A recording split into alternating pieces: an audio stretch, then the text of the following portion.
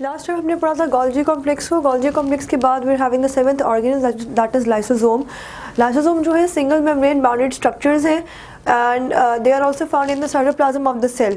अब सबसे पहले इसको आइसोलेट किया था साइंटिस्ट का नाम है डीडव in 1949.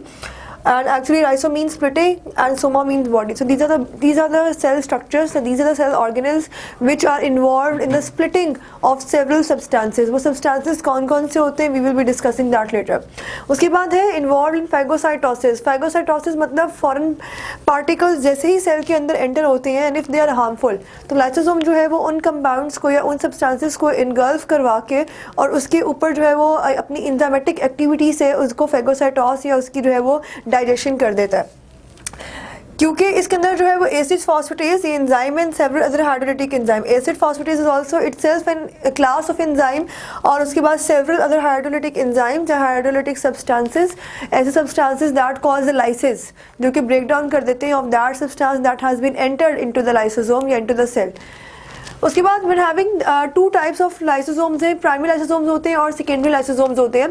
प्राइमरी लाइसोसोम्स जो है these are the kind of lysosomes which are processed enzymes budded off as Golgi vesicles. enzymes processed है and if they are budded off, वो budded off हो जाते हैं in the form of Golgi vesicles, so we call them primary lysosomes. Secondary lysosomes जो है they're digestive vacuoles and autophagosomes. Digestive vacuoles वो vacuole यानी कि अगर कोई फूड पार्टिकल या कोई भी ऐसा पार्टिकल जो है वो सेल के अंदर एंटर हो गया है और सेल के अंदर एंटर होने के बाद लाइसोसोम ने उन्हें इनगल्फ कर लिया है, तो वो जो इनगल्फमेंट है वो इनगल्फमेंट अगर एक वैक्यूल की फॉर्म में है तो वो that is secondary lysosome in the case of digestion, digestive vacuole की फॉर्म में. और ऑटोफेगोसोम्स ये होते हैं, ये फैगोसिटिक एक्टिविटी ही होती है लेकिन एट टाइम्स जो सेल है उसके अपने ही माइटोकॉन्ड्रिया या अपना मतलब माइटोकॉन्ड्रिया का अगर लेट सपोज माइटोकॉन्ड्रिया है या कोई भी और ऑर्गेनल है जो कि पुराना हो गया है या उसकी फंक्शनैलिटी जो है या फिजियोलॉजी है वो कंप्लीट नहीं है, वो अच्छी नहीं है, तो सेल जो है या लाइसोसोम जो है वो अपने ही सेल के उस ऑर्गेनल को डाइजेस्ट कर लेता है और दैट इज नोन एज ऑटोफेगोसोम या autophagy, that is self eating. तो इसमें भी वो इन्वॉल्व है. तो अगर डाइजेस्टिव वैक्यूल होगा या ऑटोफेगोसोम्स के रिजल्ट में जो सब्सटेंस है membrane bounded that will be secondary lysosome. फिर डिजीज आ जाते हैं कि डिजीजेस जो है इसकी एब्सेंस में, चूँकि इसमें डिफरेंट जो है वो एंजाइम्स इन्वॉल्व होते हैं which are involve in the hydrolysis या लाइसिस या ब्रेकडाउन किसी भी सब्सटेंस की. तो उस ब्रेकडाउन में जो डिजीज़ हो सकते हैं लाइक अगर वो पर्टिकुलर एंजाइम्स मौजूद नहीं है बॉडी में या लाइसोसोम्स की जो एक्टिविटी है वो रिटेन नहीं है ठीक से, तो उस के केस में जो दो डिजीज हैं they are glycogenesis type 2 disease. Congenital है, congenital means by birth. Second is a Tay सैक्स डिजीज. तो that in the case of glycogenesis type 2, the liver and muscles appear filled with glycogen within membrane bounded organelles. In this disease an enzyme that degrades glycogen to glucose is absent. Glycogen के muscles में ज़्यादा होता है in the case somewhat in the liver cells as well, तो वो glycogen जो है उसका ज़रूरी होता है कि वो ग्लूकोज में उसकी ब्रेकडाउन हो. तो इन the case of glycogenesis type 2 जो ग्लूकोज की ग्लाइकोजन की ग्लूकोज में ब्रेकडाउन है दैट इज़ इनहिबिटेड. वो इनहिबिट हो जाती है क्योंकि जो एंजाइम रिस्पॉन्सिबल होता है उसकी ब्रेकडाउन के लिए वो एंजाइम मौजूद नहीं होता. एंड उसके अलावा that can cause different conditions of the disease और उसमें जो है 20 से ज़्यादा डिजीज़ हैं. एक्चुअली ग्लाइकोजेनेसिस टाइप 2 जो है इसके आगे भी यानी कि जो है वो 20 से ज़्यादा काइंड्स हैं they could be responsible for the non conversion of the glycogen to the glucose. Second हमारे पास डिजीज आ जाता है Tay Sachs disease is because of absence of an enzyme that is involve in the catabolism of lipids. Lipids की catabolism में enzyme जो है वो इन्वॉल्व होता है, अगर उसकी एब्सेंस हो जाए तो उसमें भी जो है वो टे सैक डिजीज होता है. और in that case accumulation of lipids in brain cells lead to mental retardation and evil death. क्योंकि लिपिड्स जो है अगर ब्रेन में ज़्यादा हो जाएगी तो मेंटल रिटार्डेशन हो जाएगी. मेंटल रिटार्डेशन क्यों? क्योंकि लिपिड्स जो है वो ब्लॉक करेंगी passage of the blood as well as the जो एक पाथवे है जो पूरे के पूरे कार्डिक साइकिल ने फिल या जो ब्लड सर्कुलेशन है उसने वो पूरा करना होता है, वो पाथवे डिस्टर्ब हो जाएगा because of the blockage of the blockage in the brain cells because of the lipid molecules. So that is a Tay-Sachs disease. So lysosome is completed. Next organelle is peroxisomes, membrane bounded organelles हैं और diameter जो है that is 0.5 micron meters in diameter. Isolate किया था by रीडअप and coworkers in 1965 and rich in oxidative enzymes. Oxidative enzymes में rich है such as peroxidases, catalases and glycolic acid oxidase. और इसकी वजह से जो है ये both catabolic processes हो या anabolic processes हो, दोनों में जो है इसका उसका रोल है. Specifically involved in the formation and decomposition of hydrogen peroxide in the cell. Hydrogen peroxide in the cell उसकी जो है वो स्पेशली decomposition में या formation में दोनों में इन्वॉल्व होता है, इसीलिए इसका नाम जो है peroxisomes है.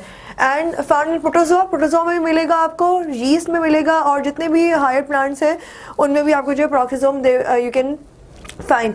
उसके बाद ninth and last next is glyoxysome. Glyoxysome जो है these are also membrane bounded organelles, only found in plant cell. Plant cell में होते हैं, एनिमल सेल्स में नहीं होते. उसकी वजह है जिसका फंक्शन है, we will be discussing function later. पहले abundant in plant seedlings, plants की सीडलिंग्स में ज़्यादा अबंडेंट होते हैं, इसलिए क्योंकि इनके पास होता है ग्लाइकोलिक एसिड ऑक्सीडेज और दूसरे एंजाइम्स. ग्लाइकोलिक एसिड ऑक्सीडेज या जितने भी दूसरे एंजाइम्स हैं, इनका काम ये होता है कि जिस वक्त प्लांट जो है वो छोटा होता है, सिर्फ सीडलिंग लेवल पर होता है, तो it is not capable to do photosynthesis. तो उसको अपने ग्रो करने के लिए जो सारी की सारी एनर्जी चाहिए होती है, वो एनर्जी सीड के अंदर मौजूद जो है या सीडलिंग्स में मौजूद फैटी एसिड्स होते हैं उनसे गेन करनी होती है. अब जो स्टोर्ड फैटी एसिड्स होते हैं they are suppose to be converted into a carbohydrate, mainly succinate होता है, और इसकी कन्वर्जन के लिए ग्लाइकोलिक एसिड ऑक्सीडेज और दूसरे एंजाइम जो है वो नेसेसरी होते हैं.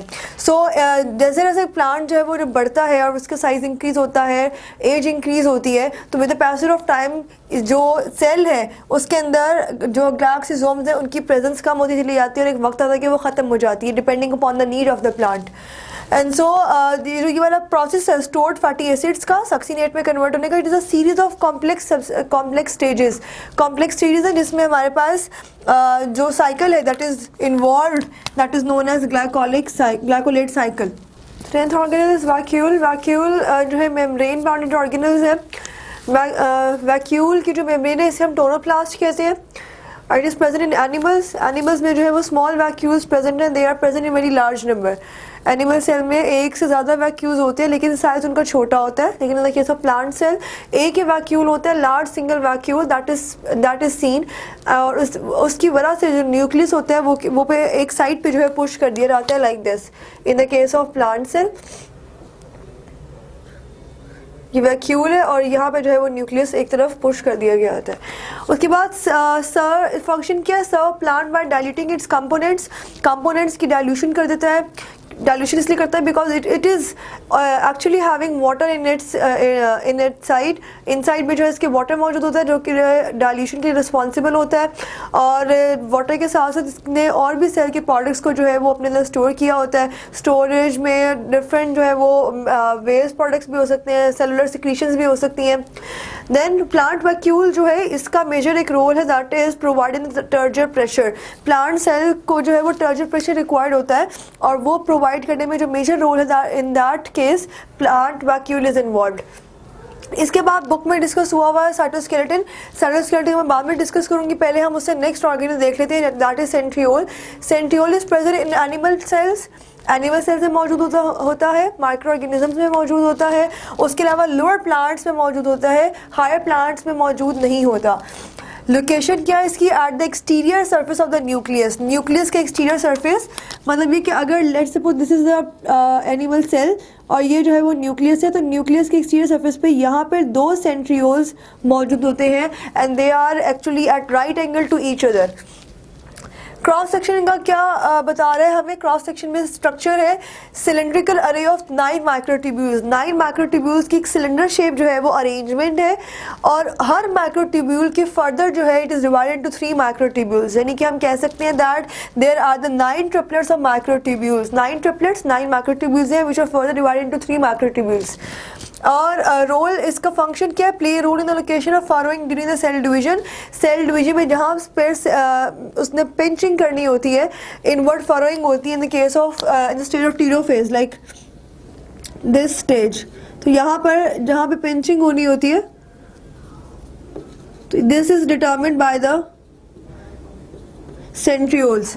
सेंट्रियोल ने चीज़ डिटर्मिन करनी होती है कि पिंचिंग जो है वो कहाँ से होगी ताकि जो सेल है एक वो 2 टोटल सेल्स में कन्वर्ट हो जाए। उसके बाद ट्रिपलेट्स उसके बाद जो है last function is the formation of cilia. Cilia formation यानी कि जिस तरह पैरामीशियम है, पैरामीशियम में जो सीलिया बने हुए हैं, that is also function of centrioles.